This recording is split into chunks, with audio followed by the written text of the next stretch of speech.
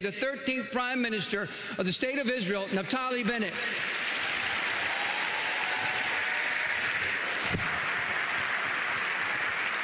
Thank you.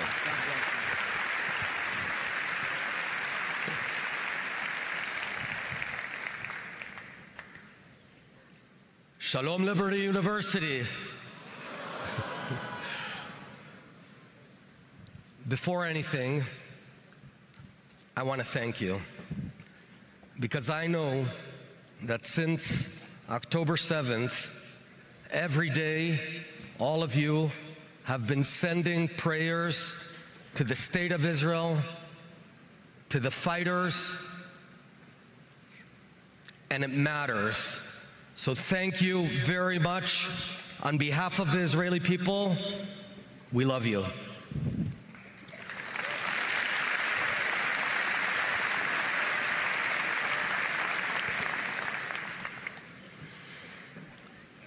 On October 7th, at 6:29 a.m., sirens pierced almost all of Israel.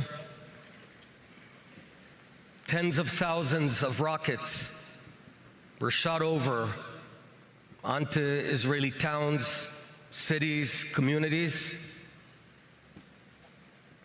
and 5,000 savage jihadist terrorists breached the borders at 60 different locations, entered kibbutzim, communities, cities, and began a day-long rampage, entering one home after another, burning families. Some families have been wiped out totally. Mother, father, 3 or 4 children burnt. They murdered on that day 1,200 Israelis. They raped women. They kidnapped 250 people from their homes. To this very moment, 101 of those people are being held in the underground dungeons of Hamas. That day was a huge failure for the State of Israel. The State of Israel, the modern-day State of Israel, was founded so Jews would no longer be under a pogrom, an ongoing massacre, and the institutions of Israel on that day collapsed. The government, the military. But that's half of the story. The second half of the story is that on that day, October 7th, the people of Israel, especially the younger men and women, just about your age, they rose. Because as the news was percolating around 7 in the morning, 8 in the morning, through WhatsApp messages, through the networks, thousands of Israelis, citizens, policemen, reservists, young men and women, the ages of 16 to 35, thousands of them got in their cars and drove down to those kibbutzim that were under an inferno. They didn't know what's going on. They just knew that a horrible thing is going on. They took maybe a pistol, maybe a rifle, sometimes nothing, with their bare hands, rode down to rescue their brothers and sisters, but actually people they've never met. And for about 12 hours straight, there were face-to-face battles of young men and women repelling these terrorists. Many of them lost their lives. For example, a guy called Elchanan, he's a 43-year-old guy, chubby, lives in a community near Jerusalem. He heard that something's going on, called up his brother and nephew.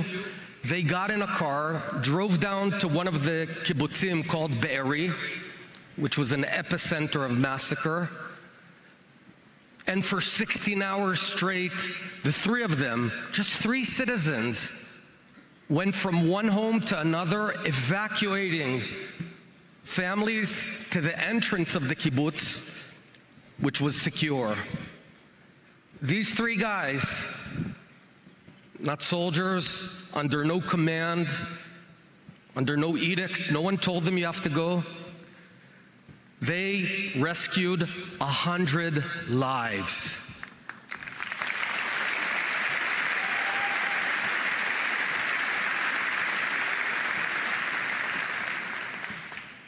At 9 a.m. on Sunday morning, Elchanan took a bullet and died. He left behind 5 children. Or a guy called Ben Shimoni. He was not even ever a combat soldier, just a regular Israeli. He was at the Nova Music Festival, and he told a bunch of boys and girls, get on my car, I know secret routes out of here. And he rescued 6 people, brought them to the city of Beersheba. But then he said, I'm going back. He had just rescued people out of the center of these massacres, and he said, I'm going back. His girlfriend, Jessica, said, don't go. You already saved people. You're a hero. You don't need to do anything else. And he said, I got to do it. My brothers and sisters are being murdered. He didn't have a pistol, nothing. He went back, rescued another 6 people, brought them to Beersheba, and then he drove back a 3rd time. Jessica was begging, don't. You've saved lives. You're a hero. He said, I got to do it. But you don't even know them. But they're my brothers and sisters. He went back a 3rd time. This time he was hit and died. Or Tal Biton, 21-year-old girl, God bless she's alive. Let me tell you a story. About 3 months ago, she comes to my home, and I have this habit of really asking what happened. I love to hear stories from people. She's a 21-year-old girl. She was a tank commander, not an officer, just a tank commander far away from there, about 30 miles from the Gaza Strip. When she heard what's going on, she took her tank crew, all female by the way, and just sped forward towards the fence, towards the border. She identified a huge breach in the fence where terrorists were beginning to come in, and one tank, her one tank, fought for about 5 hours alone against roughly 80 terrorists with RPGs and grenades. She killed dozens of them, and she blocked that breach, and she saved 2 communities that were behind her. And she's just 21 years old.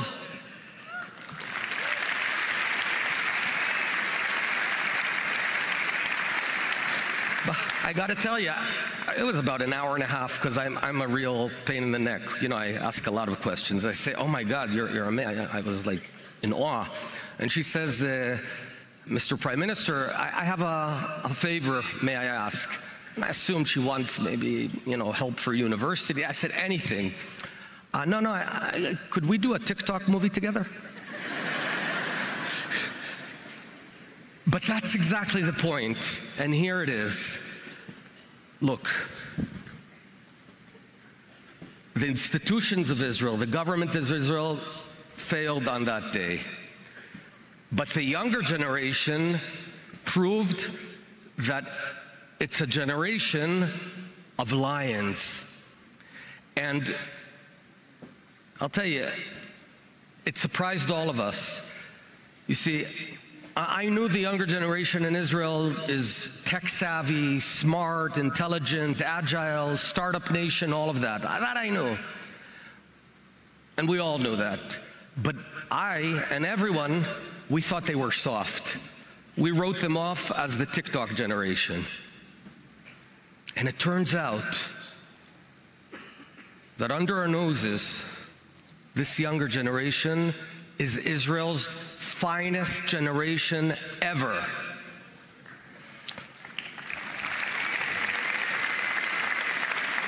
And I'll tell you why I'm so optimistic about Israel. You know, during World War II, hundreds of thousands, in fact, probably millions of Americans fought in the Pacific and in Europe for 2, 3, 4 years, and then they came back to America after the war.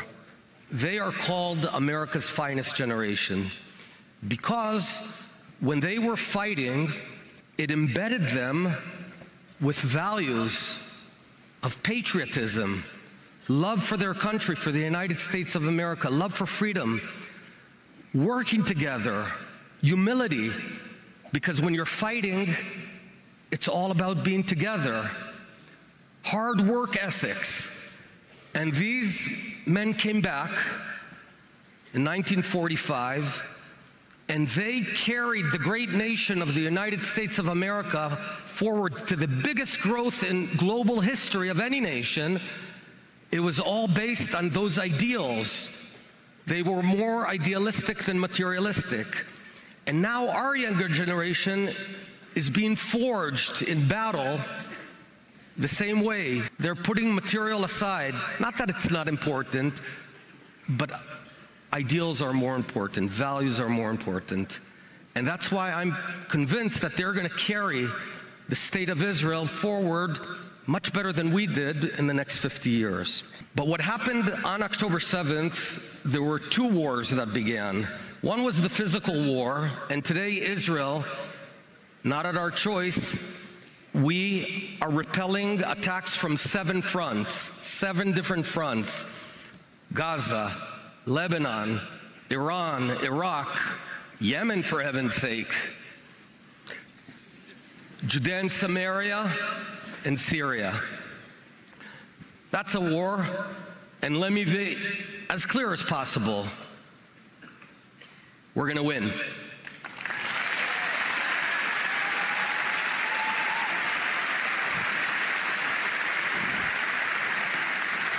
But a second war started hours, perhaps half a day after October 7th. Suddenly, across the world, in all kinds of confused universities, Israel was attacked in a spiritual war, a war of ideas. We're being called oppressors, colonialists, from the river to the sea, genocide. And think about the brilliance, the distorted brilliance of our enemies. They realize that this tiny nation, less than 10 million people, the size of New Jersey, cannot be defeated in battle and even in terror. So they've bypassed all of that, and they want to confuse our minds and our hearts and the hearts and minds of the world and say that good is bad, that right is wrong. And if they succeed, it doesn't matter how much firepower you have, if your brain is confused and sees the world opposite from what it is, you're going to lose. It can be the biggest machine, but if you think in reverse of right and wrong, you'll lose. And on October 8th, here at Liberty University and across the world, 160,000 students of Liberty University came and said, "We are here for you."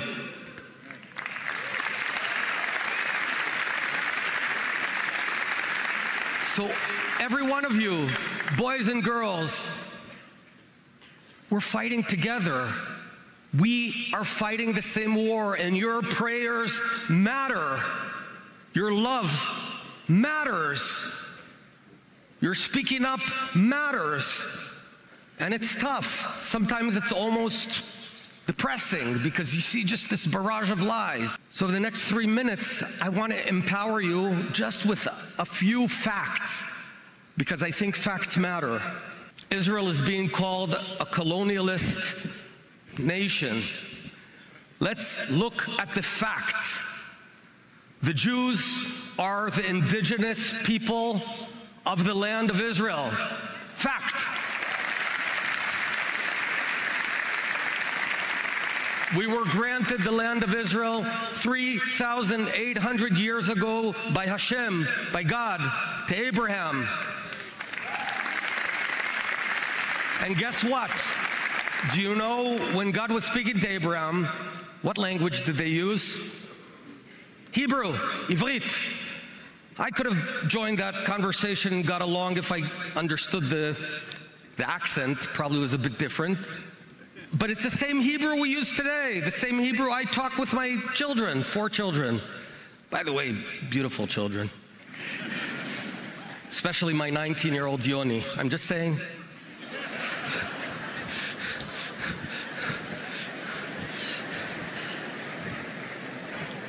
So think about it, 3,800 years ago, and then later, when the Jews came out of Egypt, came into the land of Israel 3,300 years ago, same language, same land, same people, same faith. So who's indigenous to the land of Israel? The Jews.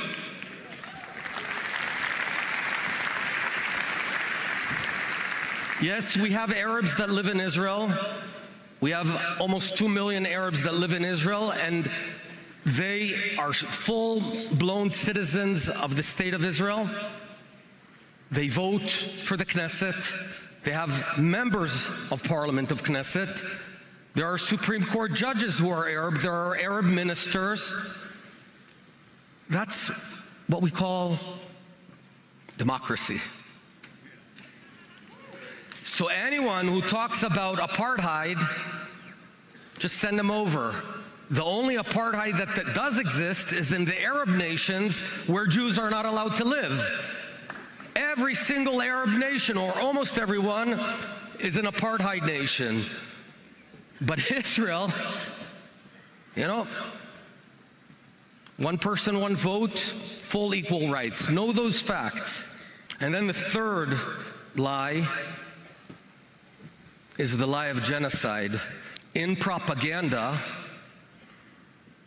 Goebbels, who was the propaganda minister of the Nazis, of Hitler, dark man, but he was darn good at propaganda. He said the bigger the lie, the higher a chance of it to be accepted. Genocide is deliberate action to kill a group of people, a nation. Israel never, not once in its history, went out to deliberately kill anyone. Israel's army is called the Israel Defense Forces. We have no colonial aspirations. We're not looking to enlarge Israel, even though I told you it's tiny, New Jersey size. But our enemies, the jihadists, their explicit aspiration is to annihilate the Jewish people. How do I know? Just open their own constitution. You know the American Constitution? Well, the Hamas has a constitution. In that constitution, it calls all of you infidels. Anyone who's not Muslim is infidel. And it explicitly calls to murder Jews to this very moment. So with these facts, I would call and ask each and every one of you to fight. To fight. Because what is the ultimate goal of Islamic Jihad? It's to Islamicize the entire world. America is considered the big Satan in their rhetoric, in their plans, in their vision. Israel's the small Satan. Why is our connection so important?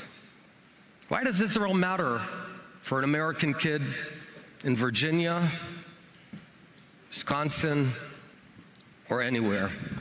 Because this jihadist ideology is set to destroy the free civilization. They view all of us as enemies, and their core is in the Middle East. But if you let them be, if you don't fight them in the Middle East, they come to America. I was in New York on September 11th, 2001. I saw what happens if you just ignore and procrastinate and you don't fight evil in their bases. Evil comes to you. Almost every day, a messenger of the Islamic Republic of Iran somewhere in the world is trying to kill either an American or a European, but we're fighting them at their source. And if we don't fight them, you'll see them reach your shores, the shores of the United States of America. We are not asking for America to fight. We never did. Israel has never asked the United States of America to send forces to fight for us. We're up for the job. It's tough. I served and fought Hezbollah in Lebanon. It's tough. I lost my best friend, and now my son is already in a special unit, and I'm terrified. It's scary. I wasn't terrified when I was a soldier, but now I'm terrified when my son's a soldier. But I do it with a whole heart. So we're not asking America to send fighters or to fight wars. We'll do the job. But we do need America to have our back. We do need the support in the crooked international institutions like the United Nations. Do you know who sits on the Human Rights Committee in the United Nations? Iran. Iran's on that committee. Are you kidding? Do you know what happens to a woman in Iran who takes off her scarf? She goes to jail. So we need to have you have our back. So what do I ask of you? First of all, again, I want to say on behalf of the Israeli people, thank you. You cannot imagine how much it matters, every action, every statement, every prayer of each of you. So far from us. The first thing is, come and visit Israel. We want to see you there. And by the way, it's fun because, you know what I do with my kids? I've got 4 children. Take a Bible, and I use it as my Waze. Because in Israel, all these biblical stories are here. Like, literally here. I can show you where King David fought Goliath, where Abraham walked, where King David fought on Mount Gilboa. Sometimes they get bored, my kids, but I continue. So come and visit Israel. Things will calm down. Come and visit the Holy Land, view the holy sites, but also meet Israelis. So you want the ancient and the modern together because we're the same guys. Second, educate yourselves. Get your act together. Know the facts. You can find it online, so you'll be empowered towards the battle. Third thing is pray for us. That I know you're doing. And finally, the most important one, and here I ask it from the bottom of my heart, whenever anyone trashes, demeans the state of Israel, do not remain silent. Stand up. Fight back. Not physically.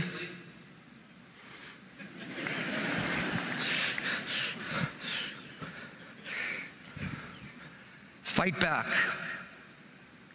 Never be silent, even if it's unpopular. You're at a workplace and everyone's confused because there's this neo-Marxist ideology of the oppressed and the oppressor, and Israel's so-called the oppressor, which I told you already is not the case, and you might be a bit awkward. No. Stand up. Never be ashamed for loving the state of Israel. Never. Never apologize for loving the state of Israel.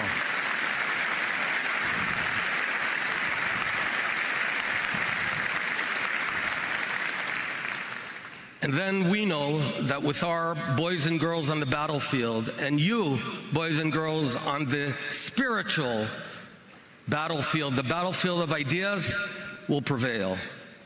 We're going to win, but we need to do it together.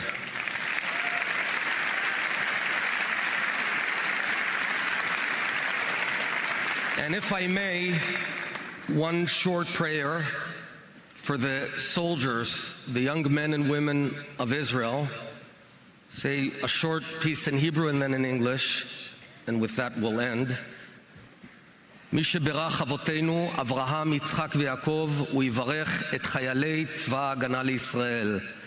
He who blessed our forefathers, Abraham, Isaac, and Jacob, may he bless the soldiers of the Israeli Defense Forces on the ground, in the air, in the sea. May he collapse our enemies while we fight them. May he bring them home safely. Liberty University, thank you so much.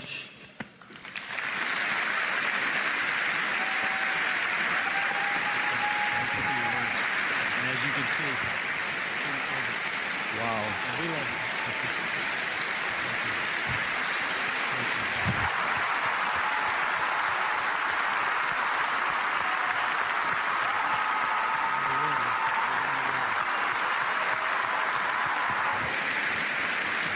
thank you so much.